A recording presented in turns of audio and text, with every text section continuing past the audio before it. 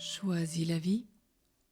Sur quoi t'es-tu appuyé pour repartir après une épreuve?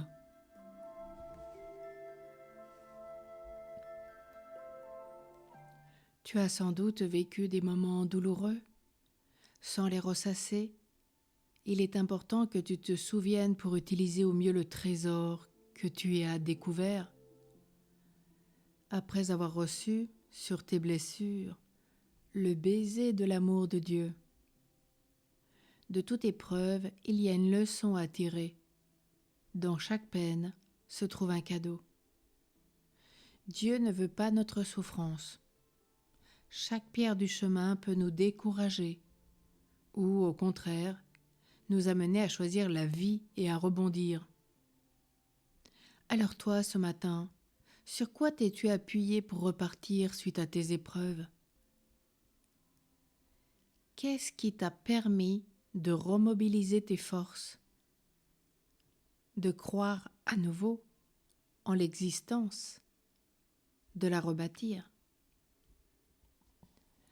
Martin Gray vit mourir, lui, tous les siens dans le ghetto de Varsovie. Il est habitant de la Pologne. Et dans ce ghetto, il meurt de faim. Martin se met à faire du marché noir avec l'extérieur. Ses passages du mur de ghetto sont ses premiers actes de résistance.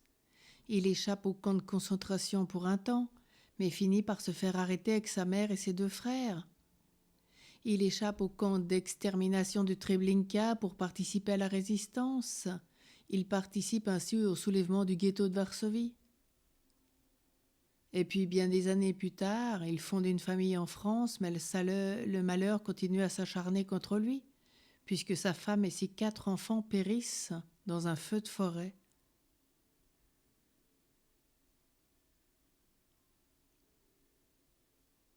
Alors toi, aujourd'hui, quand tu vois sa vie, et tu vois comment il a rebondi, as-tu cette même capacité à rebondir après tant d'épreuves dans une vie?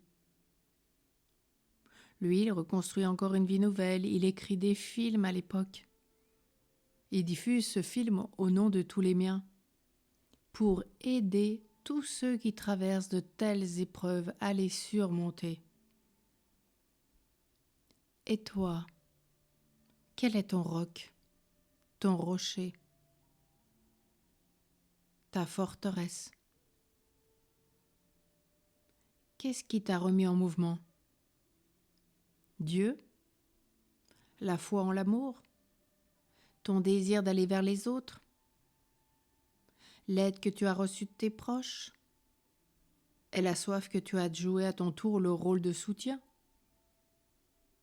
Le sens nouveau que tu as donné à ce que tu as vécu? Dis-nous, sur quoi t'appuies-tu après de telles épreuves? Le Christ ne serait-il pas ce rocher, ce roc, cette forteresse, cette citadelle imprenable sur lequel on peut s'appuyer à tout instant, à toute heure?